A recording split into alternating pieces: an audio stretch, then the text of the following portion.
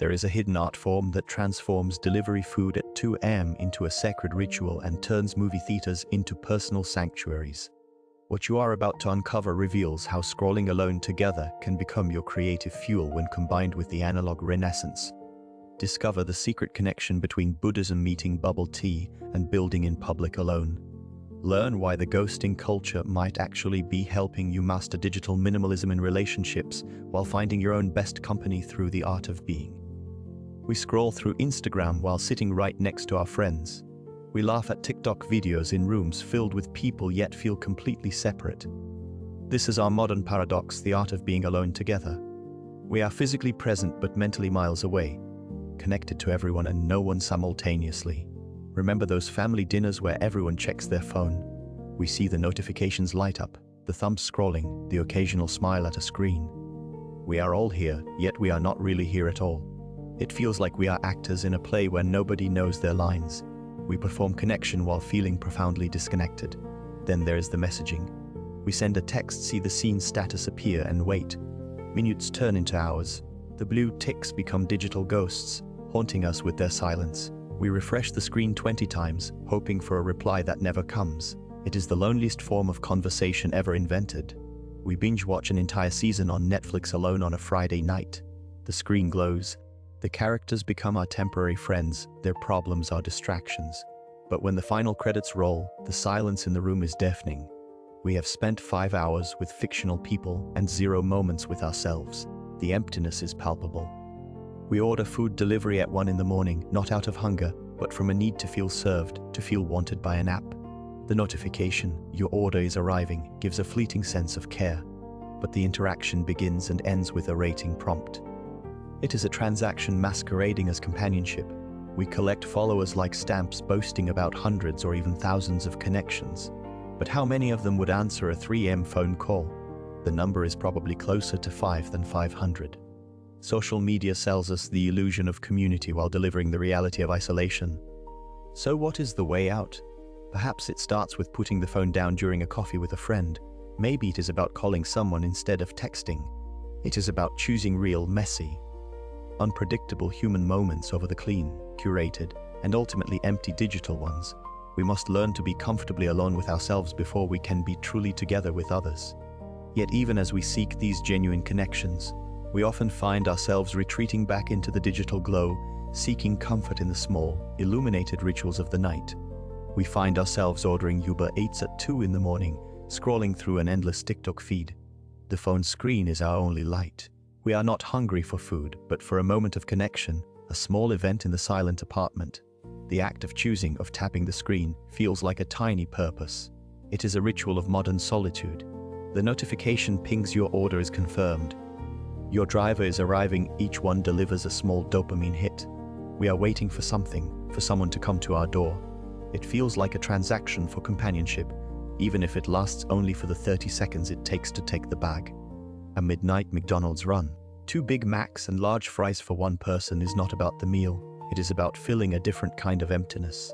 Then the food arrives. We eat it quickly, often while still watching the same screen. The brief comfort fades, leaving only crumpled packaging and a familiar hollow feeling. The temporary high is gone. We are left with the same quiet we tried to escape, now accompanied by the faint taste of salt and regret. We sought a solution in a paper bag, but the silence always returns, louder than before. This is the art of being alone, mistaking a delivery for a delivery from ourselves. And so we turn from one form of failed connection to another, seeking not just food but a human voice in the digital void. We open Tinder on a Tuesday night. We match with someone who seems perfect. The conversation flows for 3 days. Then nothing. The digital silence is deafening. We are left staring at a frozen screen, a modern ghost story written in read receipts. We all know the anxiety of the double blue ticks on WhatsApp. The message is delivered, then read. The clock ticks, 5 minutes, then 30. Our mind starts writing its own tragic novel. Were we too eager? Did we say something wrong? This tiny visual cue holds so much power, turning our pockets into chambers of quiet dread. Think about the group chats. You send a funny meme, a genuine question. Your message sits there, the last one.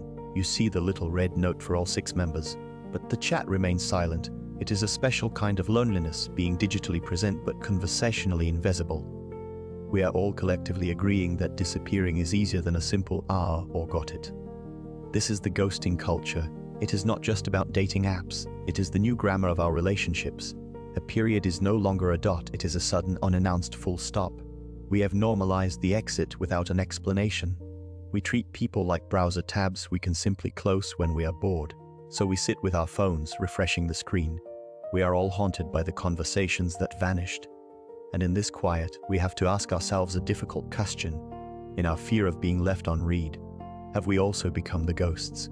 Perhaps we need ancient wisdom to navigate these modern hauntings, for these digital ghosts are not so different from the inner turmoil philosophers have long taught us to face. We scroll through our feeds during subway rides, watching curated lives unfold. Another engagement ring, another promotion post, another perfect vacation. Our phones buzz with notifications we did not ask for, and a quiet envy starts to simmer. We feel we are falling behind. This is where 2,000-year-old wisdom, from a Roman emperor no less, becomes shockingly relevant. Marcus Aurelius wrote his Meditations not for publication but as a personal guide. He constantly reminded himself to focus only on what is within his control. Think of your phone. Notifications are like external events. The buzz is not up to you. The email from your boss, the disappointing news alert, the random meme from a group chat, these are all impressions. Your power lies solely in your response to them. You can choose to let a notification dictate your mood, or you can acknowledge it and decide when or if you will engage. This is the core of Stoic practice, happening right in your pocket. Then there is Seneca, who tackled the anxiety of missing out long before FOMO had a name. He wrote about the folly of chasing what others possess, warning that someone else's apparent good fortune is rarely as it seems. We see a friend's stories from a glamorous party we were not invited to, and a sinking feeling hits. Seneca would call this a disturbance of our peace, caused by valuing external things too highly. The solution is not to delete the apps in a fit of rage, but to cultivate an inner citadel.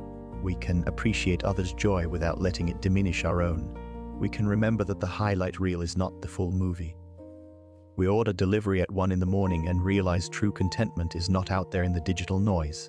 It is in our reasoned choice to find value within ourselves, regardless of what is trending. This ancient philosophy, it turns out, is the ultimate app for mental clarity we never knew we had installed. But what happens when we take this ancient wisdom off the meditation cushion and into the frustrating gridlock of our daily lives? We sit in traffic, watching brake lights glow red for what feels like forever. Our first instinct is to rage against the delay, to curse the universe for this stolen time. But what if we tried something different? What if we applied a little Netzish, not from a dusty book, but right here in our Nike sneakers, tapping impatiently on the brake pedal? This is a mafati for the asphalt jungle. Loving your fate means loving this exact moment, this specific traffic jam. It is not about passive acceptance. It is an active embrace of the now, even when the now smells like exhaust fumes. We practice this alone at a coffee shop, scrolling through a feed of group photos while sipping a solo flat white. The thought whispers, you should be with people. We silence it. This is our chosen solitude, our modern hermitage surrounded by the gentle clatter of cups. We are not hiding. We are claiming our space. We find meaning in the mundane, in the quiet ritual of stirring sugar, in the decision to just watch the street outside instead of documenting it for Instagram. These are not empty moments. They are full of a different kind of substance. Think about the Uber driver on their 10th trip of the night. They are not just moving a car from point A to point B. They are crafting a narrative. They are the silent observer of city dramas, the curator of a personal playlist that scores their shift. They transform a potentially monotonous grind into a personal journey. They are creating their own meaning within the system's demands. This is the ultimate power move. So the next time we are alone in an elevator, or waiting in a line that snakes around the block, we can choose. We can see it as dead time, a void to be filled with frantic scrolling. Or we can see it as our fate for this single minute, to be fully experienced. We can love the awkward silence, the slow crawl, the unplanned pause. We stop fighting the reality of being alone in a crowd and start exploring it. The goal is not to feel fantastic all the time. The goal is to find a strange, defiant power in saying yes to exactly where we are, right now by ourselves, and completely okay with it. And so we carry this defiant acceptance into the smallest moments of our day. We order our bubble tea with extra tapioca pearls, fully aware of the irony. Here we are, seeking a moment of quiet in a cup of sugary chaos. The machine whirs, the ice clinks, and we wait. This is our modern meditation hall. We are not scrolling. We are just watching the tapioca pearls dance at the bottom of the cup. It is a lesson in non-attachment, Buddhist style, but with a straw. We are not waiting for the drink, we are with the drink even before the first sip. The goal is not to finish it, but to experience it. Then comes the subway. We are crammed between strangers, a perfect storm of sensory overload. Instead of fighting it, we try a trick from a headspace session. We notice 5 things we can see: a faded sticker, someone's bright shoelaces, the map's winding lines. We note 4 things we can feel: the vibration of the train, the cool metal pole, our own breath. The anxiety does not vanish, but it loses its sharp edge. The journey becomes the destination, just for a few stops. Even the dreaded queue at the post office becomes a lap for patience. We stand there, phones in pockets, and just observe the slow march forward. There is no multitasking. There is only waiting. We remember a Zen saying about the sound of one hand clapping and chuckle internally. Our version is the sound of one person not refreshing their tracking number for the 10th time. It is a small victory. We practice mindful walking through the sprawling mall, past a dozen fast fashion temples. We are not shopping, we are just moving. We feel our feet on the polished floor, notice the absurdly cheerful music, observe the frantic energy around us without getting swept up. It feels like being in a movie where we are both the main character and a calm observer in the background. This is the art of being alone without the loneliness. We are not hiding from the world. We are finding a quiet center within its beautiful, ridiculous noise. The bubble tea is finished, but the feeling remains. And sometimes that quiet center must be found not in a drink, but in a meal for one. We walk into a restaurant alone and feel every eye on us. The host asks, "Just one?" And we want to vanish, but we remember this is not about loneliness. It is a skill like learning to meditate in a noisy subway car. We are practicing the art of being with ourselves in public. Our first pro tip is about real estate. We always choose the counter or the bar. At a Shake Shack, we grab a stool facing the kitchen. We watch the ballot of burgers and fries. It is dinner and a show. In a fine dining spot, we request the chef's counter. We are not just customers. We are an audience of one, witnessing culinary art. Next, we master the human connection. We make eye contact with our server and learn their name. A simple, "How is your night going?" transforms the transaction. We are not a lonely table. We are a pleasant interaction in their long shift. We become a regular, not a ghost. Our phone is a tool, not a crutch. We might scroll through Instagram for 5 minutes, but then we put it down. We people watch. We savor the food. We let our minds wander. We think about a scene from a movie, like that solo meal in Eat, Pray, Love. We are not hiding. We are observing the world from our quiet island. We finish our meal, pay the bill, and leave. There is no awkwardness, only a quiet satisfaction. We have dined with the most interesting person we know, ourselves. And we realize being alone in a crowd is its own kind of pop culture rebellion. We walk into an AMC theater on a Tuesday afternoon, the lobby quiet except for the hum of the soda machine. There is no debate over which movie to see, no compromise needed. We just choose. Maybe it is that independent film no one else wanted to watch, or the big superhero sequel for the 3rd time. The freedom is the entire point. We open the app and book a single recliner in the prime middle row. No saving seats for friends who are running late. This is our personal premium screening. The luxury is not just in the heated seat, but in the absolute command of our own attention. We are not just watching a film, we are hosting a private viewing. Midweek matinees feel like a secret hack for living well.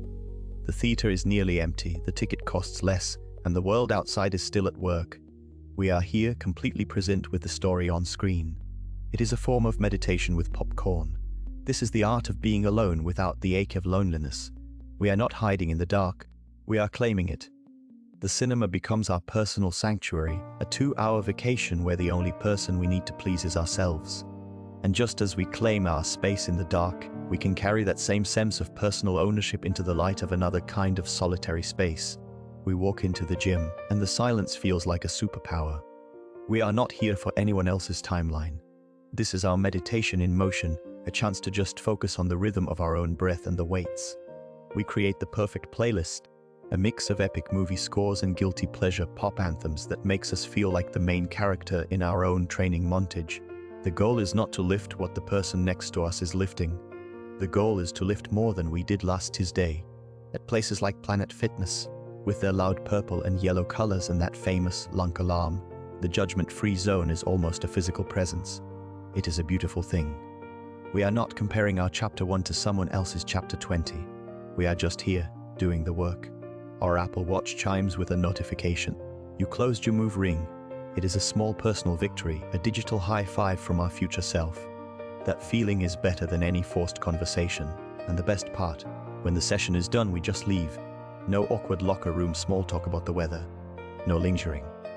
We walk out into the parking lot, still buzzing from the endorphins, feeling completely whole and entirely self-sufficient. It is a quiet kind of satisfaction, a powerful reminder that our own company is more than enough. We did not just exercise our bodies, we fortified our minds. But this hard-won self-sufficiency is a fragile state, easily fractured by the first intrusion from a world that refuses to be ignored. We are declaring notification bankruptcy. We stand in a 10-minute supermarket queue and our pocket vibrates 3 times. We are having coffee with a friend and our screen lights up with a news alert about something that happened 12 hours ago. Our attention is no longer ours. It is a public resource mined by every app we have ever downloaded. This is not a minor inconvenience. It is a quiet crisis of ownership, so we file for digital independence. The first step is the mass shutdown. We go into our phone settings, a place we usually avoid, and we become ruthless. Every shopping app, every game, every social media feed that is not essential for work or family gets muted. The silence is immediately alarming. It feels like we have broken something. We check the screen expecting the familiar red dots. There is nothing. It is a void. We create phone-free zones. The bedroom is the first embassy of this new nation. No devices after 10 p.m. The dinner table is another sovereign territory. We notice the texture of the wood, the steam from the food, the face of the person across from us. It is strangely intense. Our screen time report used to be a document of shame. 6 hours a day, 120 pickups, Instagram as the top offender. Now it reads like a minimalist poem, 1 hour, 20 pickups. We killed the Instagram alerts. The first 24 hours are a lesson in phantom limb syndrome. Our thumb twitches, seeking the blue icon out of pure muscle memory. We feel a bizarre FOMO, fearing we are missing a crucial update from someone we have not spoken to in 5 years. But then after 48 hours, a new sensation arrives. It is not happiness or excitement. It is peace. It is the quiet hum of a mind that is not being pulled in 10 directions. We are alone with our thoughts in the elevator on the walk to the subway, waiting for the water to boil. And we realize this is not loneliness. This is the art of being with oneself. We are not missing out. We are tuning in. Our attention, that precious currency, is finally repatriated. The bankruptcy is discharged. We are solvent again. We stand in line at our favorite coffee shop, phones tucked away, and suddenly notice the world exists in high definition. The barista's focused expression, the intricate foam art on a lat, the muted city symphony outside. For the first 3 minutes, our minds scream for a digital fix. A quick scroll through Instagram or a check of the weather app we checked 5 minutes ago. This is the detox. Then a quiet settles in. We start noticing the cracks in the ceiling that look like a map of a forgotten island. We remember we need to call a friend we have not spoken to in 3 months. An idea for a story, a solution to a work problem we have been wrestling with all week, pops into our head, fully formed and unexpected. This is the creative power of boredom we have been systematically deleting from our lives. Our brains are not designed for non-stop input. Think of it like a browser with 50 tabs open. Eventually it freezes. We are all living in that frozen state, constantly refreshing for new notifications, new episodes, new tweets. But true innovation does not happen in the noise. It happens in the quiet spaces we are so afraid of. The shower is the ultimate proof. There is no phone, no screen, just us and the hot water. It is in this mundane, almost meditative state that our best ideas emerge. Why? Because we are finally giving our default mode network, the brain's background processor, a chance to connect the dots. It is the mental equivalent of letting a soup simmer for hours. The flavors deepen, they merge, they become something entirely new and wonderful. We have been taught that boredom is a failure, a void to be filled instantly with delivery apps, TikTok streams, and endless podcasts. We feel a twinge of guilt if we are not productive during every spare second. But what if we are wrong? What if these empty moments are not empty at all, but are the most fertile ground for our minds? The next time we feel that itch to reach for the phone while waiting, we should try resisting. Let the mind wander, stare out the window, count the tiles on the floor. It might feel awkward at first, like we are breaking a social contract, but in that self-imposed stillness, we are not just waiting. We are creating. We are not being lazy. We are engaging in the most profound and necessary work of all, getting to know the strange and wonderful universe inside our own heads. This inward exploration naturally leads us to seek tangible outlets for our discoveries, prompting a return to simpler tools. We open our notebooks, the actual paper kind. No glowing screens, just blank pages waiting for thoughts. We write about the weird dream from last night or that annoying thing our boss said. It feels different from typing. The pen scratches, the ink might smudge. It is messy and human. We are not crafting a post for anyone else. This is just for us. It is like talking to a friend who never interrupts. Then we take a physical book to the park. We feel the weight of it, the smell of old paper or fresh print. We find a bench and just read. No hyperlinks to click, no notifications popping up. Our eyes follow the lines, and our mind actually wanders with the story. It is a slow, single-threaded process. We are not multitasking. We are just there with a character, in a world made of words. It feels like a superpower we forgot we had. In the kitchen, we decide to cook without a recipe app. We chop onions and remember how our grandmother did it. We taste, we adjust, we maybe mess up. The result is not picture perfect for Instagram, but it is ours. The satisfaction is in the process itself, the alchemy of turning simple things into a meal. It is a small act of creation. We visit the library, a place that feels like a time capsule. We walk through easels, our fingers brushing against hundreds of spines. We find a book we were not looking for. It feels like a discovery, an algorithm-free surprise. These small acts, writing by hand, reading on paper, cooking from memory, they are not about rejecting the modern world. They are about reclaiming a little space within it. A space where we are not the product, but the author. We are not just consuming, we are connecting, but with ourselves first. It is the quietest, most personal renaissance. Yet this personal renaissance requires one essential ingredient, a resource we often overlook in our connected world. We scroll through TikTok at 3 a.m., surrounded by digital noise, yet feeling a strange emptiness. We order late-night delivery, and in that quiet moment of waiting, a thought hits. What if this solitude, this alone time, is not a void but a superpower? We have been conditioned to fear being by ourselves, but history's greatest minds treated solitude as their most vital fuel. Think of Nikola Tesla, who designed entire electrical systems in the quiet of his mind. Or Mary Shelley, who conceived Frankenstein during a lonely, stormy holiday. They were not lonely. They were in deep conversation with their imagination. Now translate that to a modern creator in a Brooklyn apartment. She turns off notifications, sits with her thoughts, and a viral YouTube video concept is born. That quiet space is where the algorithm of our own creativity runs best, without buffering. We stand in a crowded subway car, yet we are miles away in our heads. This is not zoning out. This is the incubation period for breakthrough ideas. The most relatable memes and the most innovative TikTok formats often emerge from these unplanned pockets of silence. It is the mental equivalent of letting a soup simmer, the flavors, the ideas deepen and combine in ways frantic staring never allows. Our phones buzz. Our group chats demand attention. But the real creative work, the kind that builds a personal brand or changes a perspective, happens when we log off. It is in the shower, on a walk, or just staring at the ceiling. These are the moments we connect the dots nobody else sees. We are not missing out. We are tuning in to a different frequency. The next big idea is not always in a trend report. Sometimes it is in the quiet space between two thoughts, waiting for us to be alone enough to hear it. So, the next time you find yourself with nothing to do not reach for your phone. See what your mind delivers. The results might just surprise you. We scroll through, but what if we flipped the script? The device in your hand is not just a portal to endless content. It is a portable creative studio. We are transforming our biggest distraction into our most powerful creation engine. Let us start with the camera. We are not talking about perfect, curated Instagram shots. We mean capturing the small, weird details of our day. The way light hits a puddle on a Tuesday afternoon. The texture of peeling paint on a park bench. Many photographers, like the solitary street artist who finds beauty in urban decay, build entire portfolios using just their smartphone. They turn their daily commute into a photo shoot, finding art where we see only routine. Then there are the note apps. We have a brilliant idea while waiting for coffee, and we think we will remember it. We never do. Now we open the notes and type, or even scribble with our finger. It is a digital extension of our brain, a place for raw, uneducated thoughts. We collect these fragments like a writer collecting dialogue snippets on the subway, building a library of ideas for when we feel stuck. And do not forget the voice memo function. Sometimes our thoughts are too messy for typing. We are walking home, and a solution to a problem or a song lyric just pops into our head. We hit record and talk it out. It is a brainstorming session with ourselves. Many podcasters and songwriters confess their best hooks were first captured as a rambling voice memo recorded in a quiet room. Just them and their phone.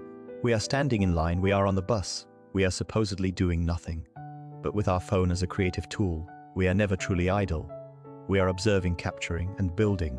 We are learning the art of being productively alone. Turning solitary moments into a silent, personal workshop where our next big idea is just a tap away. But what happens when this solitary creativity connects us to thousands of others? We are sitting alone in our home offices, yet our screens glow with dozens of conversations. We are coding a new feature or editing a video, fully independent, yet we feel the digital presence of an entire community watching our every move. This is the modern paradox of building in public alone. We share our raw progress, our epic failures, and our mundane Tuesday afternoons, transforming solitary work into a collective experience. Think about those indie developers on Twitter. One person, let's call her Alex, is building a SaaS tool from her kitchen. She tweets a screenshot of a broken function at 2 a.m. It is not a cry for help, but an invitation. Within minutes, 50 people are offering solutions or just moral support.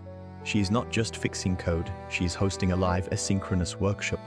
Her solo project becomes a classroom where everyone learns. The same energy fuels solo YouTubers. We film a tutorial, our only company a tripod and a ring light. It feels like Tom Hanks in Cast Away talking to a volleyball. But when we upload that video, the volleyball becomes a stadium. Comments pour in, forming a real-time discussion forum we built without ever sending a single meeting invite.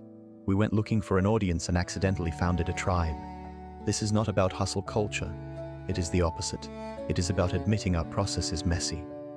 We post our ugly first drafts, like a digital version of leaving our dirty dishes in the sink for a friend to see. It is vulnerability as a feature, not a bug. We are not lonely creators, we are the curators of our own reality shows where the plot is our personal growth. The algorithm becomes our campfire, and under its glow, we are all just strangers sharing our work, proving that the most connected we have ever been happened while we were sitting completely by ourselves. But what happens when this constant sharing begins to feel like a hollow performance, leaving us to wonder if the glow of the campfire is just a screen's cold light? We scroll through our WhatsApp groups during the morning commute, watching messages from hundreds of contacts fly by. We react with emojis, send quick voice notes, and feel this strange social momentum. But then we put the phone down and feel nothing. A digital ghost town. The irony hits us while staring at a screen filled with unread notifications from 20 different group chats. We have never been more connected, yet we have never felt more alone. This is the modern paradox. We collect contacts like Pokemon, believing more friends equal more social success. But true connection is not a numbers game. Think about the last deep conversation you had, maybe over coffee at that local spot downtown. That 1 hour felt more substantial than 6 months of group chat small talk. It is the difference between skimming a Wikipedia summary and reading the whole book. One gives you bullet points, the other changes your perspective. We are conditioned for breadth, for the shallow end of the social pool. Our Instagram feeds celebrate follower counts, not conversation depth. It is like that scene in every sitcom where the character throws a huge party but ends up talking to just one person on the balcony. That is the insight. We are slowly realizing that our social energy is a finite resource. We cannot pour it into 500 casual acquaintances, so we make a choice. We move from being social collectors to connection curators. We trade the exhausting performance of maintaining dozens of superficial ties for the quiet comfort of a few real ones. It is not about isolation, it is about intentionality. It is choosing one profound, messy, 3-hour coffee conversation over 100 rapid fire. "Hey, how are you?" Texts. The depth is what fills us up. The rest is just noise we have learned to mute. But what happens when we bring this noise into our most important relationships? We scroll through Instagram while waiting for a friend at a cafe. The friend arrives, but we finish that last reel. We are together, yet so far apart. This is where Cal Newport's digital minimalism steps in, not just for work, but for the people we care about. We started scheduling our social media check-ins, just 2 or 3 specific times a day. It felt strange at first, like quitting a bad habit, but suddenly the lunch date became about the conversation, not the notifications buzzing in our pockets. We are present. We are actually there. Intentional messaging changed everything, too. We stopped sending and waiting for a reply to then ask the real question. Now we send the whole thought in one go. Are we still on for the movie at 7? It is efficient. It respects the other person's time and attention. It is the opposite of that anxious, open-ended text that hangs in the digital void. We treat messages like small letters, not constant, fragmented chatter. Then there is the power of the delayed response. We are so conditioned to reply instantly, as if a 5-minute delay is a personal affront. But what if we let a message sit for an hour or two? We take a walk, we finish a chapter, we just breathe. The world does not end. The conversation often becomes richer, more thoughtful. It loses that frantic, performative energy of constant availability. The result? Our relationships feel less like another tab open in the browser of our life. They feel like dedicated, full-screen applications. We have more to talk about because we were not already broadcasting every minor thought on Twitter. The time together feels earned and focused, not like a default setting. We are building connections with more substance and less digital static. It is not about being offline, but about being more deliberately online for them. This deliberate approach to our digital interactions naturally leads us to discover a surprising sense of freedom, where the constant pressure to participate begins to fade. We scroll through another party story on Instagram and feel nothing. That is the quiet victory of Jom. We are not missing out, we are choosing in. Remember when we cancelled dinner plans to finally start that pottery class? Or skipped a concert to finish reading that novel collecting dust for months? These are not sacrifices. They are declarations of independence for our time and attention. We are sitting on the couch on a Friday night, watching a film from the 1990s. Our phone buzzes with a group chat planning a late night out. We type a quick, polite refusal. There is no anxiety, only a deep sense of calm. This is the freedom of designing our own joy. It is the opposite of FOMO's frantic energy. It is a conscious embrace of what we truly want, not what the algorithm suggests we should want. Think of it like Marie Kondo for our social calendar. Does this event spark genuine joy? If not, we thank it for its service and let it go. We trade crowded bars for the profound pleasure of a home-cooked meal. We exchange superficial small talk for a 3-hour video call with a friend who lives across the ocean. This is not isolation. It is curation. We are not being antisocial. We are being selectively, meaningfully social. Our FOMO was a fear of an imagined experience. Our Jom is the satisfaction of a real one happening right here on our own terms. But what if the most meaningful invitation we could ever receive comes not from others, but from ourselves? We are scrolling through Instagram stories at 3 a.m, watching another party we were not invited to, and suddenly we realize something. We are waiting for our own life to begin, like it is a Netflix show someone else will play for us. But what if the remote control has been in our hands this whole time? Learning to enjoy our own company feels like discovering a secret superpower everyone forgot to mention. We start by laughing at our own silly jokes in the empty apartment. We have full-blown internal dialogues about whether pineapple belongs on pizza while washing dishes. It is the beginning of a beautiful friendship with the person we spend every single moment with ourselves. Remember that solo trip to Lisbon we finally took? We got hopelessly lost in the Alfama district's narrow streets, with Google Maps giving up entirely. Instead of panic, we found a tiny pasteleria, ordered our third pastel de nata, and had the most profound conversation with ourselves. We debated life choices, our weird love for 80s synth pop, and why we never learned Portuguese. It was more entertaining than most first dates. We become our own favorite person by curating our solo experiences like a perfect Spotify playlist. It is about dancing badly in the kitchen to Dua Lipa, having a solo picnic in the park with a book by Murakami, or binge-watching an entire season of Fleabag in one sitting, completely judgment-free. We are the main character, the sidekick, and the entire audience all at once. This is not about isolation, it is about integration. It is the stoic idea of turning inward, but with the vibe of a cozy night in with your favorite hoodie and a good delivery app. We stop outsourcing our happiness.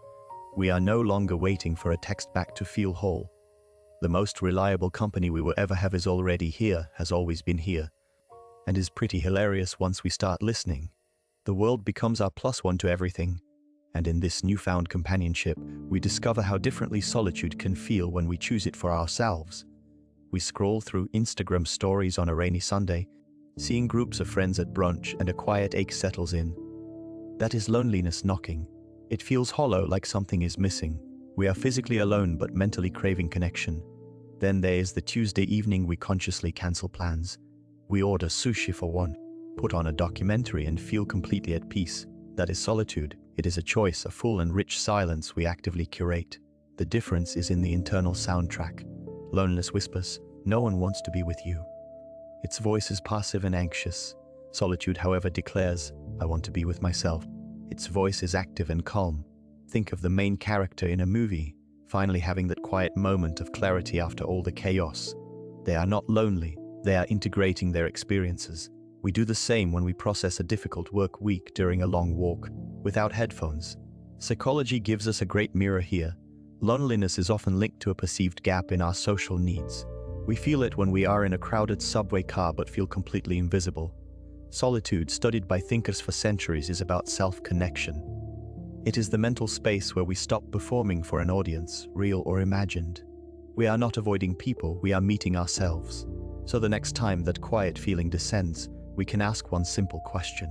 Is this an emptiness that needs filling from the outside? Perhaps by texting a friend. Or is this a space I have intentionally created to just breathe and be? Recognizing the difference is the first step toward turning a moment of lack into a moment of depth. We learn to be alone without the story that we are lonely. But what happens when we finally stop avoiding that quiet space and discover something waiting there for us? We scroll through endless reels while waiting for a coffee, our thumbs moving faster than our thoughts. We are surrounded by digital noise, yet we feel a strange pull toward silence. This is the art of being. It is not about building walls, but about learning to open a window to ourselves, even in a crowded room. We have talked about enjoying our own company and the difference between solitude and loneliness. Now, we face the final piece, the balance. Think of it like a social media diet. We cannot live on a feed of other people's curated lives, nor can we thrive on a complete information blackout. We need both. Connection gives us warmth, shared laughter, a sense of belonging. Solitude gives us the space to process it all, to figure out who we are outside of those likes and comments. It is the quiet moment after we close the Netflix series, when we just stare at the ceiling and let the story settle inside us. The goal is not to choose one over the other, but to become the DJ of our own social and emotional life. We learn to turn the volume of the world down without hitting the mute button entirely. We take a solo walk through the city, noticing the architecture we usually miss, and then we send a voice message to a friend about it. We spend a Sunday afternoon with a book, then we meet someone for dinner. This dance between me and way is where growth happens. So as you move forward, do not see this as a final lesson, but as a new setting on your personal control panel. Your journey is unique. Your perfect balance will look different from anyone else's. Embrace the quiet mornings and the loud gatherings. Cherish the deep talks and the silent understandings. You are not just learning to be alone, you are mastering the art of being fully present, everywhere. Keep tuning that dial. You have got this. Our journey into the art of being alone, not lonely, comes to an end. We've navigated scrolling alone together, the late-night delivery food at 2 a.m., and the ghosting culture. Finding solace in stoicism for the Instagram generation and Nietzsche in Nike sneakers. We explored Buddhism meets bubble tea, mastering dining solo like a pro, and finding our place in movie theaters and gym sessions without judgment. Through notification bankruptcy and the art of boredom, we embraced the analog renaissance, recognizing alone time as fuel. We learned to use our phone as a creative tool, building in public alone, valuing quality over quantity, and practicing digital minimalism in relationships. Embracing the joy of missing out, we realized we are our own best company. Subscribe to our channel to not miss new episodes. See you soon.